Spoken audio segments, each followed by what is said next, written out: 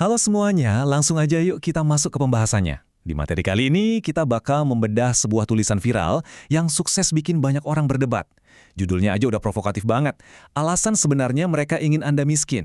Teks ini terang-terangan ngeklaim kalau kesulitan finansial yang sering dialami banyak orang itu bukan karena kebetulan, tapi emang udah didesain sengaja sama pihak-pihak penguasa. Nah, tujuan kita di sini murni buat membedah secara objektif, apa sih sebenarnya argumen utama dari tulisan ini, dan kenapa ide ekstrim ini bisa dapat banyak banget dukungan.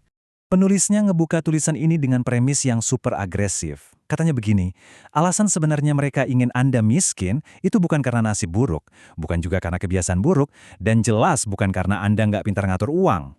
Coba deh pikirin, yang bikin narasi ini menarik banget adalah gimana teks ini langsung ngehapus rasa bersalah kita dari level individu. Dia mindahin tanggung jawab dari katakanlah kebiasaan belanja kita ke sebuah kekuatan eksternal yang jauh lebih gelap. Jujur aja, ini taktik jitu banget buat langsung narik perhatian pembaca dan bikin kita mulai mempertanyakan realitas finansial kita sendiri. Jadi, ujung-ujungnya kita dihadapkan pada satu pertanyaan krusial ini. Apakah sistem keuangan kita sekarang ini beneran rusak? Atau jangan-jangan malah lagi bekerja persis kayak yang didesain sejak awal? Nah, teks yang lagi kita bahas ini dengan tegas milih opsi yang kedua. Kita bakal ngeliat bareng-bareng gimana tulisan ini secara sistematis ngebongkar semua asumsi dasar kita soal perbankan, pekerjaan, sampai masa depan. Penulisnya benar-benar berusaha ngebuktiin kalau apa yang selama ini kita anggap sebagai krisis finansial sebenarnya adalah sebuah mekanisme kontrol. Oke, kita masuk ke bagian pertama, permainan yang dimanipulasi. Tesis utama si penulis di sini bukan berarti elit penguasa pengen kita semua hancur lebur atau kelaparan di jalanan ya, bukan. Justru, katanya ada sebuah titik manis finansial atau level kemiskinan spesifik yang udah dihitung matang-matang sama sistem. Konsepnya simpel tapi bikin merinding. Anda dibuat nggak cukup miskin untuk memberontak, tapi cukup miskin supaya terus patuh. Bayangin aja, waktu masyarakat dibiarkan hidup pas-pasan dari gaji ke gaji, mereka nggak bakal punya waktu buat nanya macam-macam. Kita bakal terlalu capek dan terlalu sibuk cuma buat sekedar bertahan hidup. Logikanya, kelelahan finansial ini pelan-pelan nyedot energi yang kita butuhkan buat ngelawan aturan dan akhirnya mencegah kita sadar kalau permainan ekonomi ini sebenarnya udah dimanipulasi dari awal. Nah, dari situ kita lanjut ke bagian kedua, mekanisme kontrol. Teks ini nggak cuma berhenti di teori yang ngawang-ngawang loh. Mereka membedah taktik spesifik yang katanya dipakai buat kontrol kita. Coba deh perhatiin kontras yang lumayan mencolok ini. Antara apa yang mereka suruh kita lakuin dibandingin sama apa yang sebenarnya sistem lakuin. Mereka nyuruh kita rajin menabung, tapi di saat yang sama mereka terus nyetak uang yang bikin nilainya inflasi dan daya beli kita turun. Mereka nyuruh kita investasi, tapi pasarnya sering banget dibikin hancur. Terus soal anjuran pensiun di usia 65, kenyataannya mereka terus-terusan mundurin garis akhirnya, bikin masa pensiun itu kerasa makin jauh dan nggak terjangkau.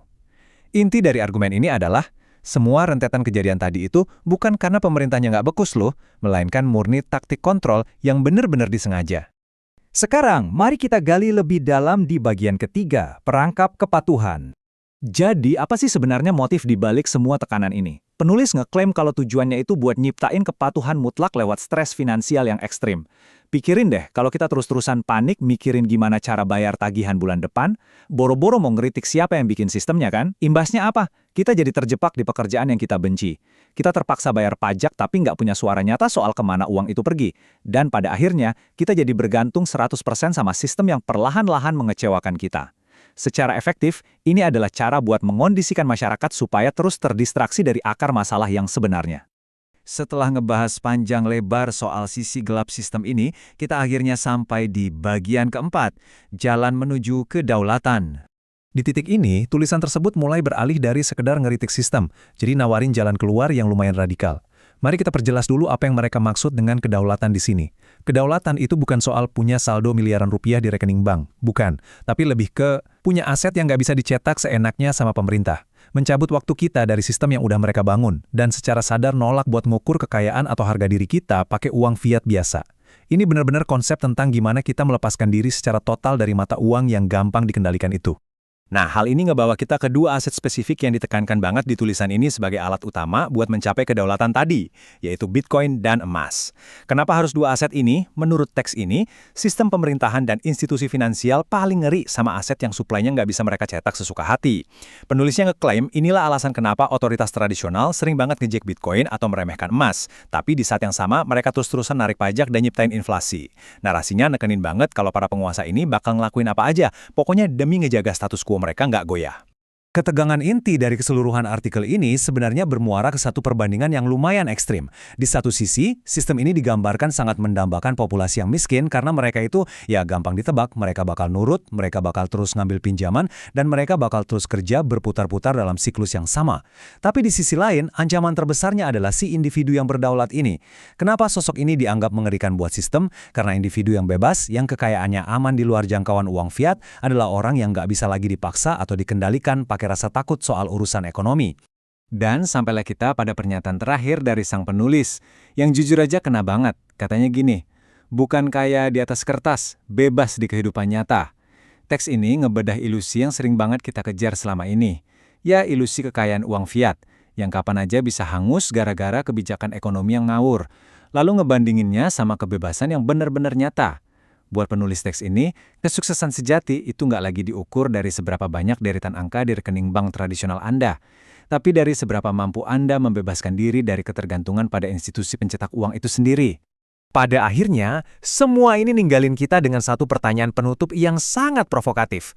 Apakah kekayaan sejati benar-benar datang dari kerja keras ngikutin aturan main di dalam sistem, atau justru dari keberanian ngambil langkah radikal buat keluar dari sistem itu sepenuhnya?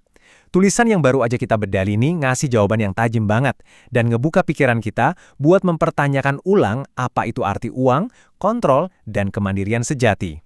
Terlepas dari Anda setuju 100% sama argumen ini, atau malah nentang habis-habisan, paham perspektif kayak gini ngebantu banget buat ngeliat gimana dunia alternatif finansial lagi berevolusi secara fundamental saat ini. Makasih banyak udah ngikutin pembahasan mendalam kali ini, tetap kritis ya, dan sampai jumpa di materi kita selanjutnya.